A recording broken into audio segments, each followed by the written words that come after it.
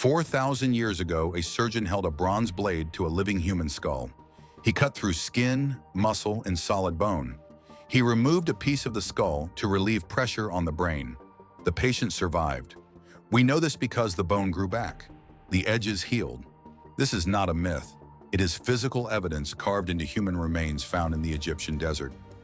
Modern medicine treats ancient history like a dark age of magic and superstition. The evidence proves the exact opposite. The Edwin Smith Papyrus is a medical textbook written around 1600 BCE. It contains 48 distinct cases of trauma surgery. It details spinal cord injuries, skull fractures, and joint dislocations. The text describes how to examine a patient, palpate wounds, and check the pulse.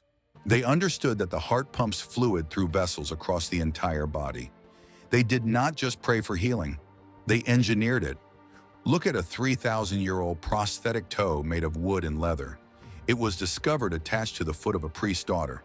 This is not a decorative burial object. It shows clear signs of wear and tear.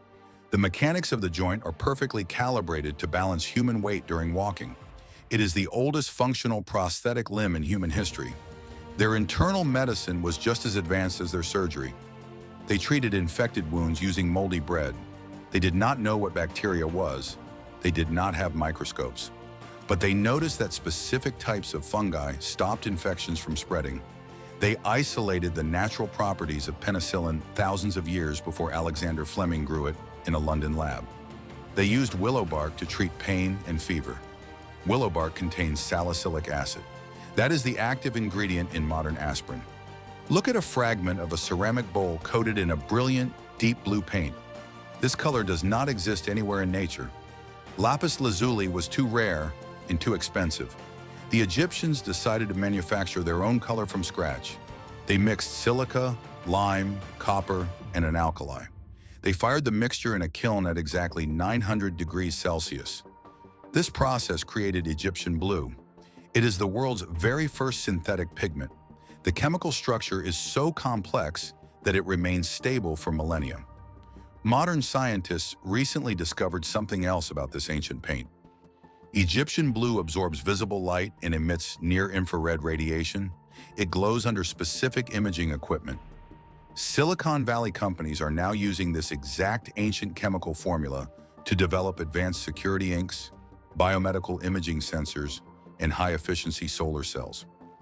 Go to the quarries of Aswan and look at the granite surfaces. You will find massive blocks of stone cut straight out of the bedrock. Granite is one of the hardest materials on Earth. It sits just below diamond on the hardness scale. Steel chisels cannot dent it. Copper saws scratch the surface and dull immediately. Yet the Egyptians shaped thousands of tons of it with laser-like precision. They did not use alien technology. They used raw physics.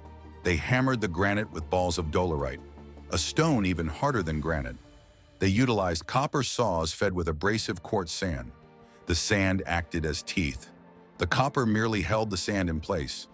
They cut channels into the rock, inserted dry wooden wedges, and poured water over them. The wood expanded with massive hydraulic force. The expanding wood cracked the granite along perfect straight lines. Move away from the quarries to the Giza Plateau. Consider the sheer weight of the Great Pyramid. It consists of 2.3 million stone blocks. The average weight of a single block is 2.5 tons. The largest granite beams inside the King's Chamber weigh 80 tons each. They were transported over 500 miles from Aswan to Giza. The sand of the Egyptian desert creates massive friction. Dragging a 25-ton block across dry sand requires hundreds of men and destroys sledges within minutes. A wall painting in the tomb of Jehuti-Hotep reveals the exact engineering solution. A worker stands on the front of a wooden sledge, pouring water onto the sand directly ahead of the runners. This was not a ritual. This was fluid dynamics.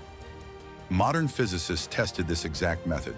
Pouring the precise amount of water cuts the friction of the sand exactly in half. Too little water creates a sand clump. Too much water turns the track into deep mud. The Egyptians found the exact sweet spot where water molecules bind the sand grains together, turning a chaotic desert into a solid, smooth highway. Look at the Great Sphinx standing nearby on the plateau. This massive limestone statue stands 73 meters long.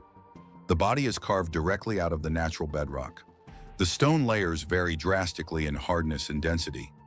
Some sections are soft, porous limestone. Others are hard, brittle layers. Carving a monument of this scale out of a single piece of heterogeneous rock creates massive structural risks. Strike a fragile vein with too much force, and the entire head or paw shears off. The Egyptians mapped the geological strata of the site before they ever swung a tool. They calculated the load-bearing capacity of the natural rock. They used the harder strata for the detailed facial features and reinforced the softer sections with masonry blocks.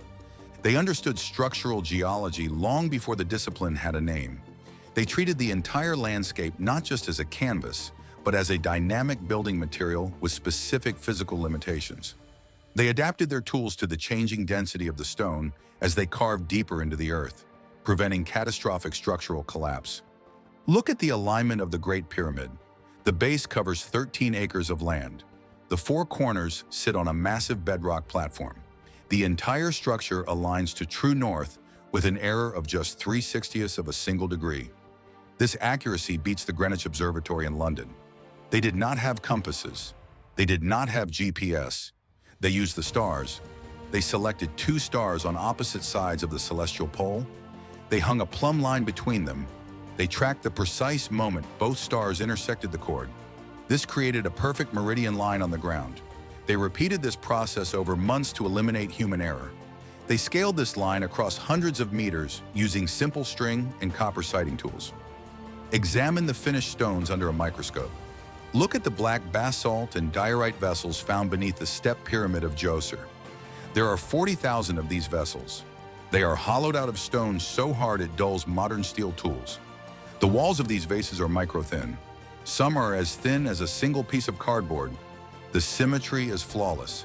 The necks are perfectly circular. The center of gravity sits precisely in the middle of the base. You cannot achieve this level of accuracy by scraping stone with a hand tool. The tool marks reveal the use of fixed rotary lathes. They mounted the stones on axles and spun them against abrasive powders.